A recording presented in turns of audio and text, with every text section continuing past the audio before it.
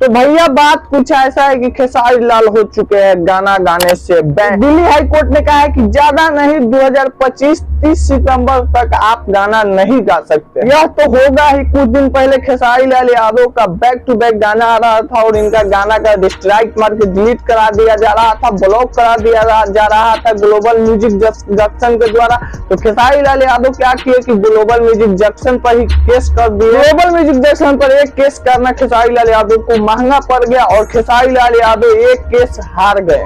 क्या पूछा है, चलिए इसको हम लोग गहराई से जानते हैं। तो सबसे पहले जानते हैं उनके केस के वकील का यह कहना है कि खेसारी लाल यादव मतलब कि 30 महीना के भीतर 200 गाने देने का वादा किए थे ग्लोबल म्यूजिक जंक्शन को, और खेसारी लाल यादव और 5 करोड़ रुपए लिए थे 200 गाने देने के लिए, जो कि मतलब कि एक गाने का 2.5 से 3 लाख पड़ रहा था। मतलब कि खेसारी लाल यादव चार्ज किए थे और खेसारी लाल यादव बीच में ही छोड़ दिए ग्लोबल म्यूजिक जंक्शन को, गाना नहीं दे पा रहे थे सही से। मतलब कि ग्लोबल म्यूजिक जंक्शन को 100 गाना खेसारी लाल यादव दिए होंगे खुद से खुद ग्लोबल म्यूजिक जंक्शन को। तो ग्लोबल म्यूजिक जंक्शन ने कहा कि मुझे और गाना दीजिए, तो खेसारी लाल यादव केस कर दिया और दूसरे कंपनी से खेसारी लाल यादव गाना गाने लगे। 27 मई 2021 को खेसारी लाल यादव केस किए थे ग्लोबल म्यूजिक जंक्शन पर। तो ये केस ग्लोबल म्यूजिक जंक्शन जीत चुकी है। दिल्ली हाई कोर्ट ने साफ साफ कर दिया है कि Khesari Lal Yadav global music junction छोड़ के दूसरे किसी कंपनी से साफ गाना नहीं गा सकते हैं।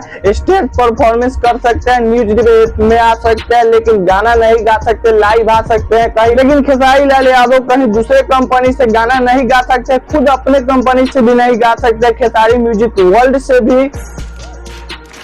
जैसे कि भोजपुरी इंडस्ट्री में बहुत सारा कलाकार मतलब कि एग्रीमेंट कर लेते हैं किसी म्यूजिक कंपनी से कि इतना गाना मैं दूंगा और इतना करोड़ रुपया ले लेते हैं और खूब मौज मस्ती करते हैं, इधर उधर गाड़ी किनते हैं, कुछ करते हैं, फॉर्च्यूनर किनते हैं, कुछ करते हैं और उनको गाना नहीं दे पाते। जैसे कुछ दिन पहले धनंजय धड़कन के साथ हुआ था आरसीए म्यूजिक के साथ, जो धनंजय धड़कन के आरसीए म्यूजिक के मालिक मारा भी था।